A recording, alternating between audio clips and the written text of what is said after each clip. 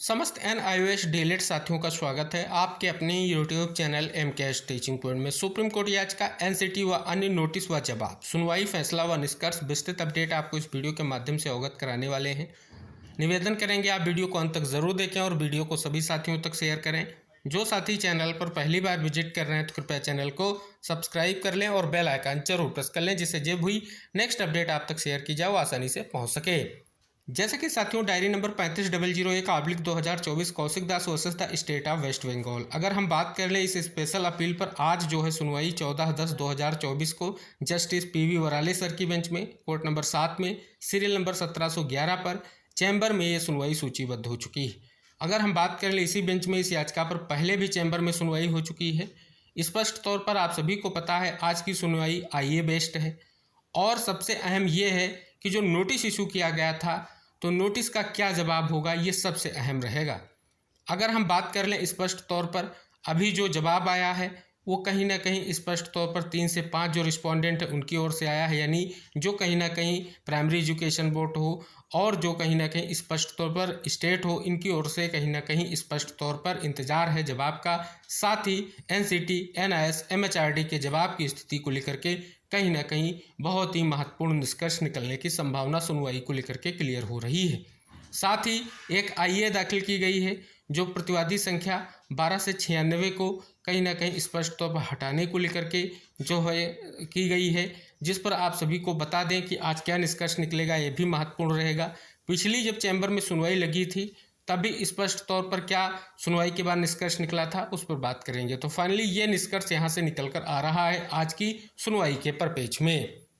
अब बात कर लेते हैं आपकी ट्रांसफर पिटीशन याचिका पर भी सेम बेंच में सेम डेट यानी आज ही सुनवाई को लेकर के स्थिति क्यों क्लियर हो रही है, क्योंकि ये याचिका जो हमने आपको इंगित कराई Kaushik Das versus the state of West Bengal, ये ट्रांसफर पिटीशन याचिका से कनेक्टेड है। पिछली जो सुनवाई हुई ट्रांसफर पिटीशन पर वो 23/9/2024 को हुई, तब उस याचिका को डिटेक कराने के लिए आर्गूमेंट किया गया, लेकिन याचिका को डिटेक नहीं किया गया और अब 21/10/2024 की सुनवाई को लेकर के कहीं ना कहीं आर्डर आया, लेकिन ये स्पष्ट नहीं हो पाया अब किस बेंच में सुनवाई होगी, क्योंकि चीफ जस्टिस सर के डायरेक्शन पर सुनवाई होगी जो कहीं ना कहीं स्पष्ट तौर पर महत्वपूर्ण रहेगा। अगर हम ट्रांसफर पिटीशन याचिका में बात कर लें तो अंतरिम राहत दी जा चुकी है और नोटिस इशू किया जा चुका है।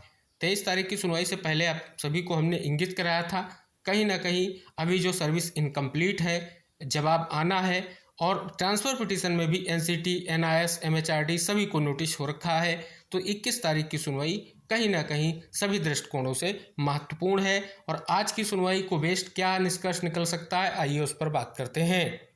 यहाँ पर अगर साथियों इस रिपोर्ट का आप अवलोकन करेंगे तो इसमें इंगित कराया गया कि IA संख्या 1789/25/2024 जो है ये 12 से 96 जो प्रतिवादी संख्या यानी रिस्पोंडेंट को हटाने के लिए आवेदन जो है 6/9/2024 को कहीं ना कहीं अगर आप देखेंगे कार्यालय रिपोर्ट दिनांक 23/8/2024 के साथ जो है माननीय जज इन चैम्बर कोर्ट के समक्ष सूचीबद्ध किया गया था, यानी पहले भी 6/9/2024 को चैम्बर में सूचीबद्ध था। तब क्या आदेश था, तब यहाँ पर आप देख सकते हैं कि पश्चिम बंगाल प्राथमिक शिक्षा बोर्ड के विद्वान वकील ने प्रार्थना की कि आवेदन पर उत्तर आपत्तियां दाखिल करने के लिए उन्हें 2 सप्ताह का समय दिया जाए, ये इंगित कराया गया। साथ ही स्पष्ट तौर पर अगर हम बात कर लें, यहाँ पर देखेंगे रिस्पोंडेंट 3 से 5 की ओर से वकील श्री कुणाल चटर्जी ने 14/9/2024 को पक्षों को हटाने के आवेदन के संबंध में जो है जवाबी हलफनामा जो है दायर कर दिया है, ये महत्वपूर्ण है। इसकी प्रतिलिपि पहले SLP पेपर बुक में शामिल की जा चुकी है। तो ये कहीं ना कहीं जो IA दाखिल की गई थी उस पर हलफनामा आ चुका है और कहीं ना कहीं अब क्या निष्कर्ष निकलेगा इसको लेकर के ये सुनवाई होनी है। 3 से 5 को कहीं ना कहीं स्पष्ट तौर पर रिप्रेजेंट करते हुए वकालतनामा और जवाबी हलफनामा भी दाखिल किया जा चुका है और सबसे अहम कि केवल 11 जो रिस्पोंडेंट है उनको ही नोटिस इशू किया गया है। 12 से 96 को हटाने के लिए आवेदन था, लेकिन अभी आदेश कोई नहीं पारित किया गया तो इसलिए उन्हें नोटिस नहीं दिया जा सका। तो हो सकता है कि आज जो कहीं ना कहीं आवेदन था, IA था कहीं ना कहीं रिस्पोंडेंट को हटाने का, उस पर निष्कर्ष निकल कर आ सकता है। अगला पॉइंट अगर हम क्लियर कर लें तो इसमें 2 IA और आपको दिख रही हैं जो क्रमशः आपकी हैं 21/47/06 और 22/37/62 के रूप में सत्यापित किया जाता है। तो कहीं ना कहीं ये भी बहुत ही महत्वपूर्ण है। तो विशेष तौर पर अगर हम बात कर लें, अब जो पिछली सुनवाई ट्रांसफर पिटीशन पर लगी क्योंकि याचिका टैग थी, उसका आदेश आप सभी के सामने, इसका आप अवलोकन करेंगे तो कहीं ना कहीं स्पष्ट हो रहा है कि याचिकाकर्ताओं को नोटिस की तामील न किए गए प्रतिवादियों को प्रभावी करने के लिए कदम उठाने होंगे। यानी जो नोटिस इशू किया गया है उस पर कहीं ना कहीं स्पष्ट तौर पर एक कहीं ना कहीं जल्द से जल्द निष्कर्ष निकले, इसके लिए निर्देश दिया गया। साथ ही हमने आपको इंगित कराया याचिका डिटैग कराने को लेकर के कहीं ना कहीं आर्गूमेंट हुई, लेकिन अभी जो है याचिका डिटैग नहीं हुई है। दोनों याचिकाएं एक साथ टैग हैं, इसलिए आज भी कहीं ना कहीं आपकी ट्रांसफर पिटीशन याचिका पर भी कहीं ना कहीं आपको सुनवाई की डेट दिख रही है। तो इस प्रकार से स्थिति क्लियर हो चुकी है। अब स्पष्ट हो रहा है कि 3 से 5 को छोड़कर नोटिस की तामील अधूरी है, यानी 11 प्रतिवादियों को नोटिस इशू किया गया, जिसमें केवल 3 से 5 की ओर से ही कहीं ना कहीं उसका जवाब आया है और शेष का जवाब नहीं आया है, तो कहीं ना कहीं नोटिस जारी किया जा सका। तो इस प्रकार से आज क्या निष्कर्ष निकलेगा स्पेशली महत्वपूर्ण रहेगा। जो कहीं ना कहीं नोटिस इशू किया गया है इसमें एनसीटी, एमएचआरडी, एनआईएस की ओर से क्या कुछ निष्कर्ष निकल कर आएगा, तो ये बहुत ही महत्वपूर्ण रहेगा।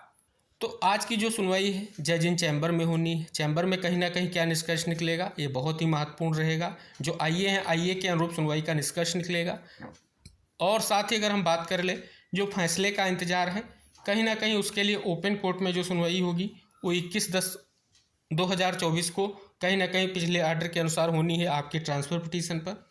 और जो आपकी समीक्षा याचिकाएं मिसलेनियस एप्लीकेशन है उनको एक साथ सुनवाई को लेकर के टैग किया गया है, जिन पर संभावित डेट 5/11/2024 है। तो स्पष्ट तौर पर ट्रांसफर पिटीशन पर एक बड़ी सुनवाई 21/10 को होने जा रही है।